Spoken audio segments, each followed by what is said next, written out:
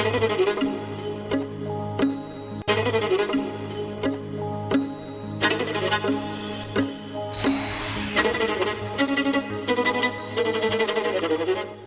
പുതുമയാർന്ന ഒരു അധ്യായത്തിലേക്ക് ഏവർക്കും സ്വാഗതം.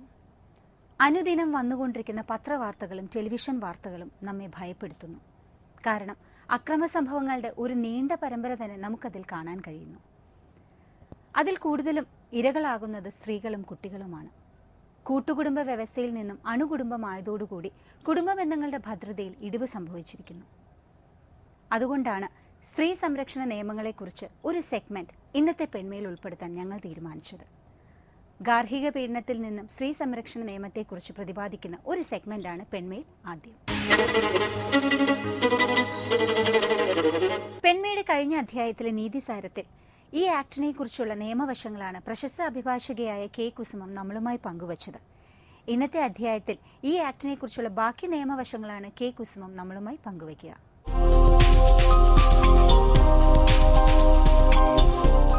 നമസ്കാരം. നീതിസാരത്തിലേക്ക് ഏവർക്കും സ്വാഗതം.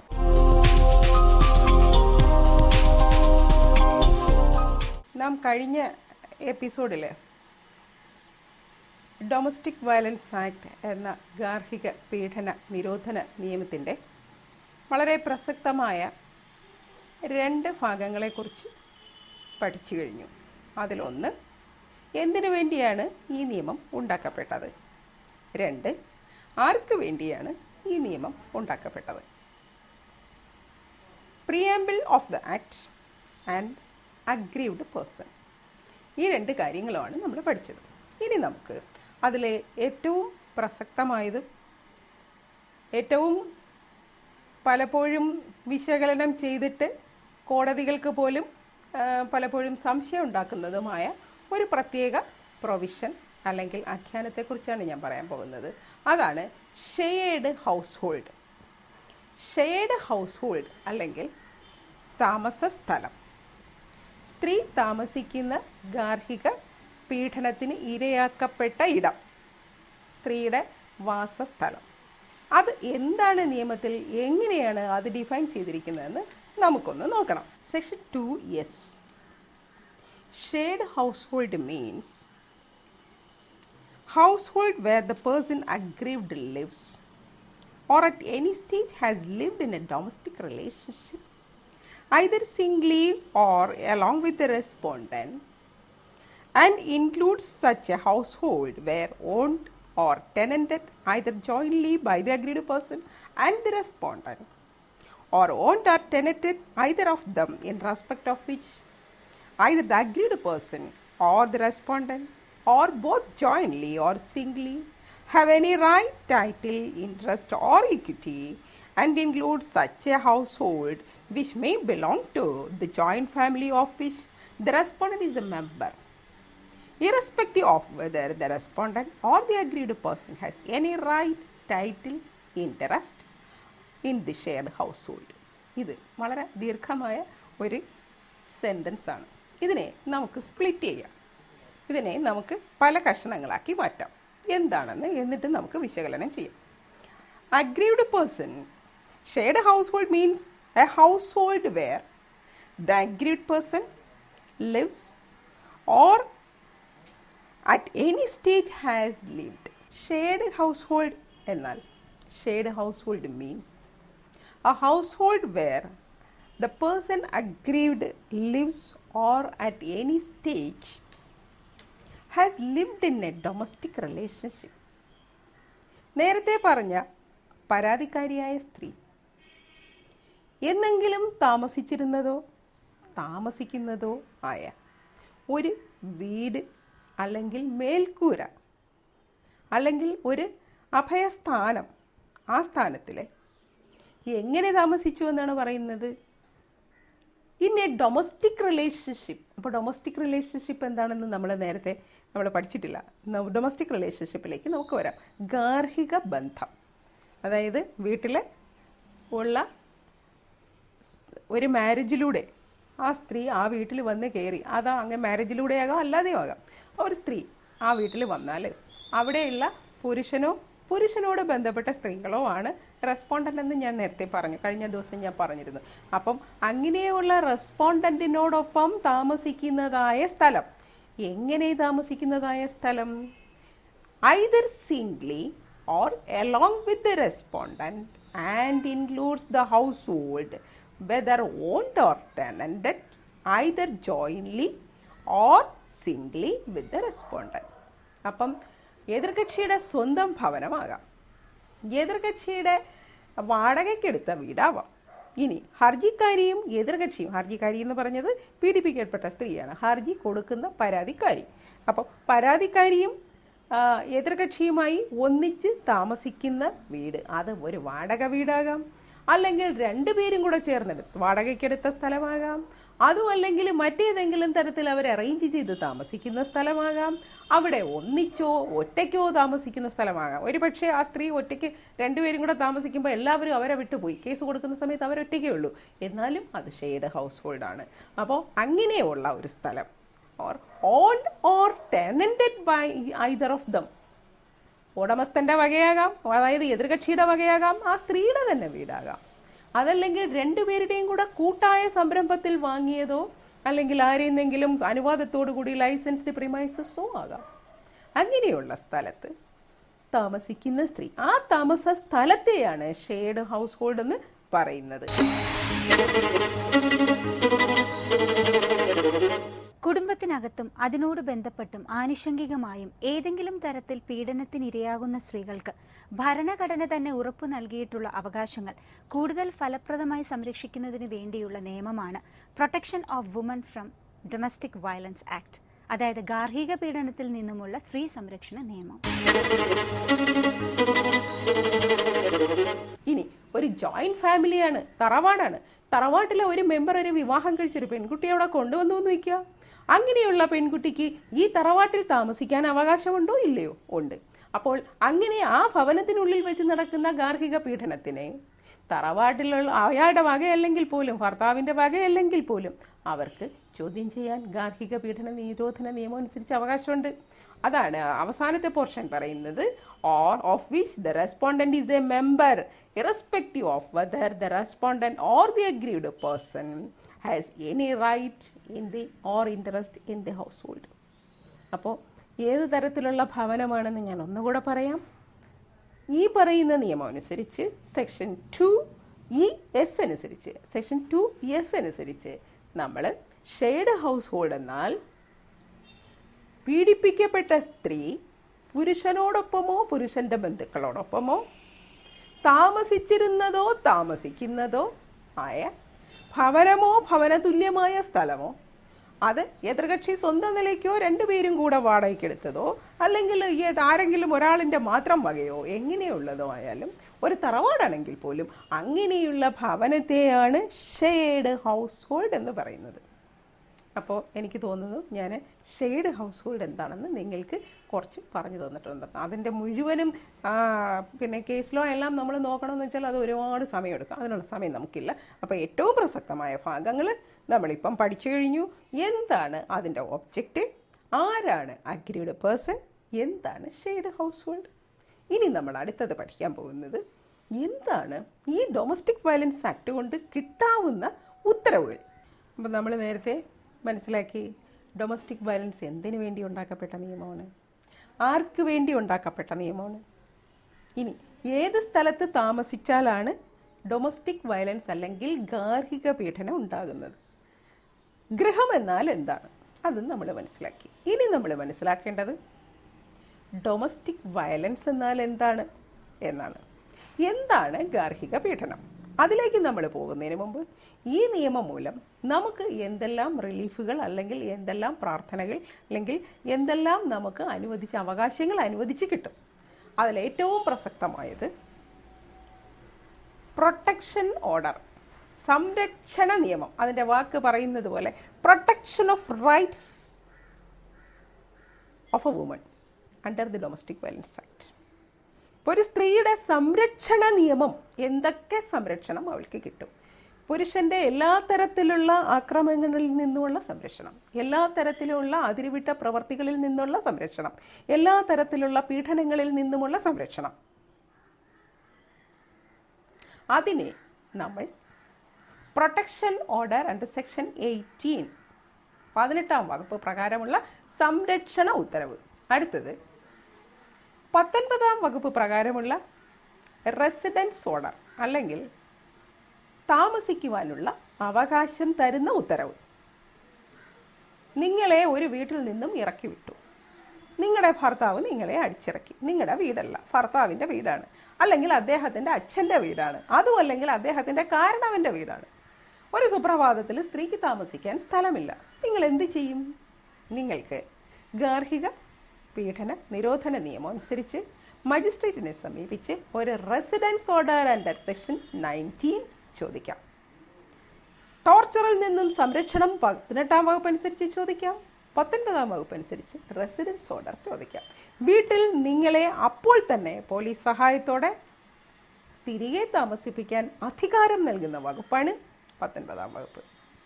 ഈ 19-ാം വകുപ്പിലേക്ക് നമുക്ക് പിന്നീട് വളരെ വിശദമായിട്ട് വരാം. എന്തൊക്കെയാണ് ഇതിൻ്റെ കൂടുതലായിട്ടുള്ള പരിരക്ഷണം, എന്തൊക്കെയാണ് ഇതിൻ്റെ ന്യൂനതകൾ, അത് നമ്മൾ പിന്നീട് പഠിക്കും. ഇപ്പോൾ ഇനി അടുത്ത അവകാശം, നമുക്ക് ഒരു സ്ത്രീ കുഞ്ഞിനോടൊപ്പം കുഞ്ഞിനെ എടുത്തങ്ങ് വാങ്ങിയിട്ട് അച്ഛൻ അല്ലെങ്കിൽ ഭർത്താവ് അടിച്ചു കളഞ്ഞു, എന്ത് ചെയ്യും?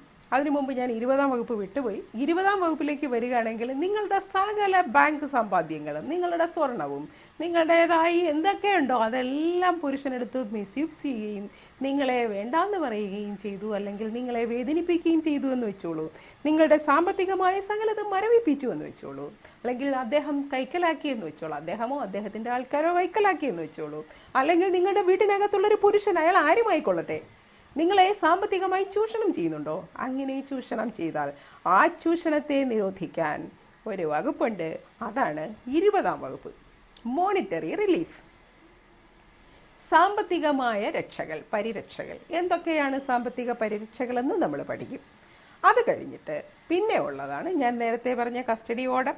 കസ്റ്റഡി ഓർഡർ കഴിഞ്ഞാൽ 22-ാം വകുപ്പ് അനുസരിച്ച് ഒരു സ്ത്രീയെ വിവാഹം കഴിച്ച് അവളെ കൊണ്ടുപോയി ഒരു കുടുംബത്തിൽ താമസിപ്പിച്ച് അവളുടെ സകലതും അപഹരിച്ച് അവളെ ശാരീരികവും മാനസികവുമായി പീഡിപ്പിച്ച് ഒന്നിനും കൊള്ളാത്തവളാക്കി ഈ ലോകത്തിലേക്ക് വലിച്ചെറിഞ്ഞൊരു ചണ്ടിയുമാക്കി ഒരു 2 കുട്ടികളെയും കൊടുത്താൽ അവൾക്ക് നഷ്ടപ്പെടുന്നത് അവളുടെ ജീവിക്കാനുള്ള അവകാശം മാത്രമല്ല, കോൺസ്റ്റിറ്റ്യൂഷണൽ റൈറ്റ് പ്രൊട്ടക്ട് ചെയ്യാനുള്ള ആ ഒരു നിയമമാണിതെന്ന് ഞാൻ നേരത്തെ പറഞ്ഞു.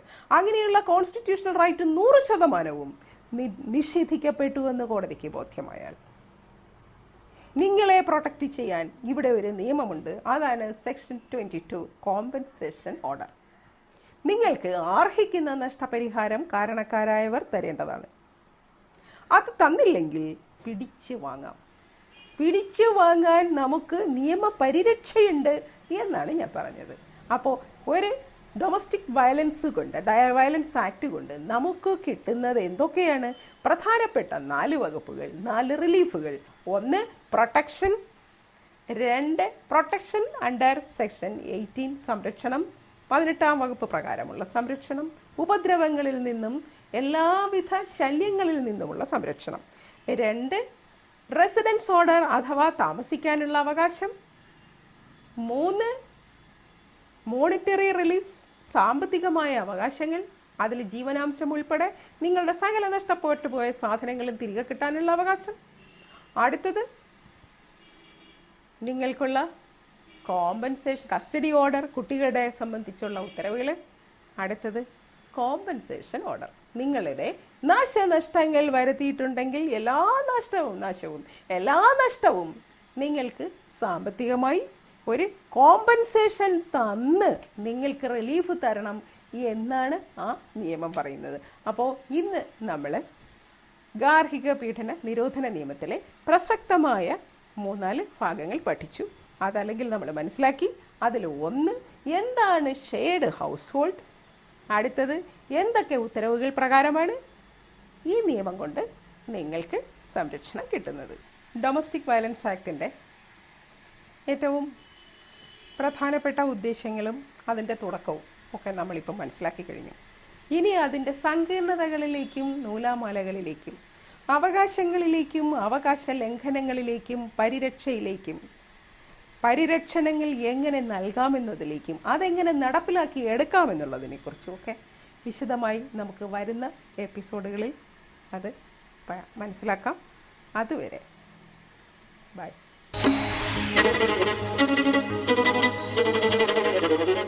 കഴിഞ്ഞ അധ്യായത്തിൽ ഞങ്ങൾ അവതരിപ്പിച്ച പെറ്റ്സ് കോർണർ കണ്ട് അഭിനന്ദിച്ചുകൊണ്ട് നിരവധി പേർ വിളിച്ചിരുന്നു, കത്തുകളും അയച്ചിരുന്നു.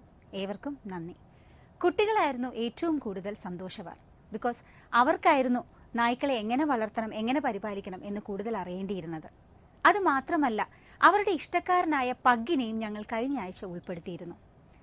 നായ്ക്കളെ വാങ്ങുന്നതിനുള്ള സാഹചര്യവും ആവശ്യവും അനുസരിച്ച് മാത്രമേ അവരെ വാങ്ങാവൂ. ജെനിസിനെ തിരഞ്ഞെടുക്കുന്നതിലും ഈ ശ്രദ്ധ കാണിക്കണം. മറ്റൊരു സംഗതി കൂടിയുണ്ട്. വീട്ടിലുള്ള എല്ലാവരുടെയും ഇഷ്ടമനുസരിച്ച് വേണം നമ്മളൊരു നായ്ക്കുട്ടിയെ വാങ്ങാൻ. ഇന്നത്തെ പെറ്റ്സ് കോർണറിലും നായ്ക്കളെ എങ്ങനെ പരിശീലിപ്പിക്കാം, എങ്ങനെ പരിപാലിക്കാം എന്ന് തന്നെ നമുക്ക് കാണാം.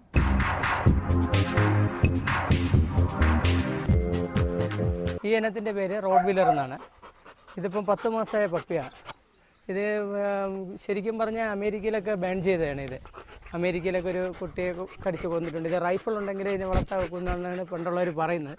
പിന്നെ പൊതുവേ ഇത് കേരളത്തിൽ വന്ന്, ഇന്ത്യയിൽ വന്ന് ഇപ്പോൾ കേരളത്തിലെല്ലാവരും വളർത്തി ആൾക്കാരുമായിട്ടൊക്കെ ഭയങ്കര മിങ്കിൾ ചെയ്ത് വളർത്തിയ ഒരു ബ്രീഡായതുകൊണ്ട് ഇപ്പം ഭയങ്കര ഫെറോഷ്യസ് ഒന്നുമല്ല. എന്നാൽ ചിലതൊക്കെ ആണെങ്കിൽ ഡെലിവറി സമയത്തൊക്കെ സാധാരണ ഇത് ചെയ്യാറുണ്ട്.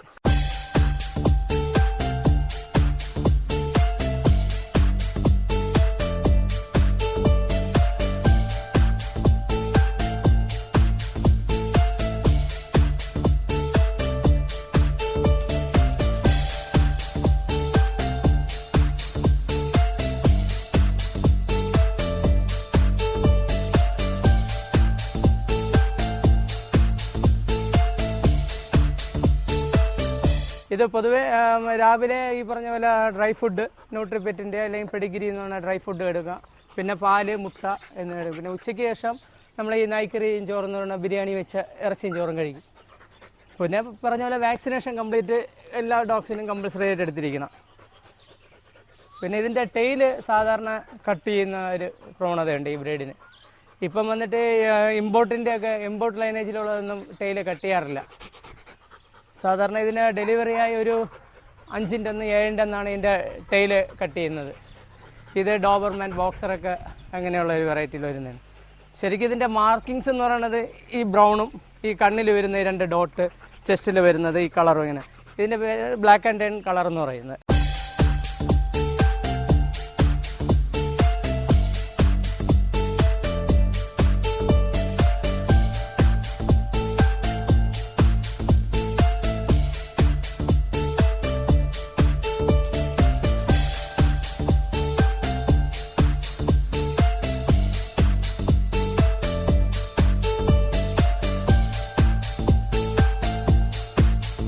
ശരിക്കും പറഞ്ഞാൽ ഇത് വൺ മാൻ ഡോഗ്സ് ആണ്.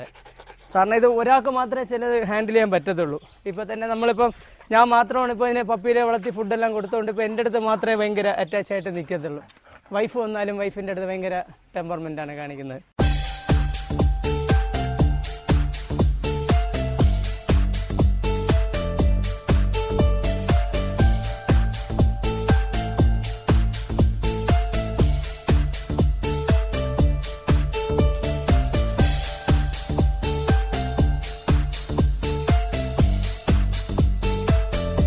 സാധാരണ ഇത് KCI എന്ന് പറയും, കെന്നൽ ക്ലബ് ഓഫ് ഇന്ത്യ. അതിന് രജിസ്റ്റേർഡ് ഉള്ള ഡോഗ്സിന് മാത്രമേ സർട്ടിഫിക്കറ്റ് കിട്ടാറുള്ളൂ.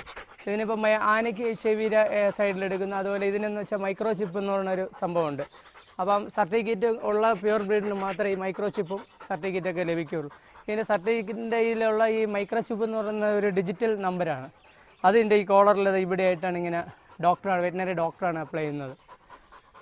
നമുക്കിപ്പോൾ ഈ ഇത് അതിനകത്ത് ഇൻക്ലൂഡിങ് ആയി കഴിഞ്ഞോ ഇല്ലെന്ന് അറിയാൻ വേണ്ടി ഇതൊക്കെയാണെന്നുണ്ടെങ്കിൽ ഡോക്ടറിൽ ഇതിൻ്റെ സ്കാനറുണ്ട്, അത് വെച്ച് നോക്കിക്കഴിഞ്ഞാൽ അറിയാൻ പറ്റും.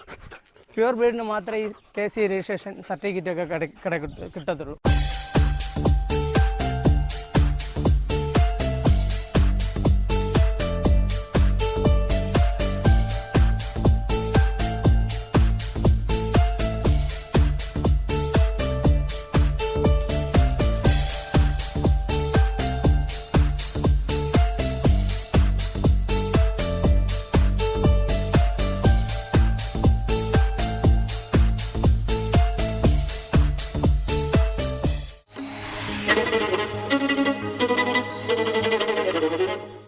പെൺമ ഇവിടെ പൂർണ്ണമാകുന്നു. നാളെ കാണാം വീണ്ടും പെൺമയിലൂടെ. നന്ദി, നമസ്കാരം.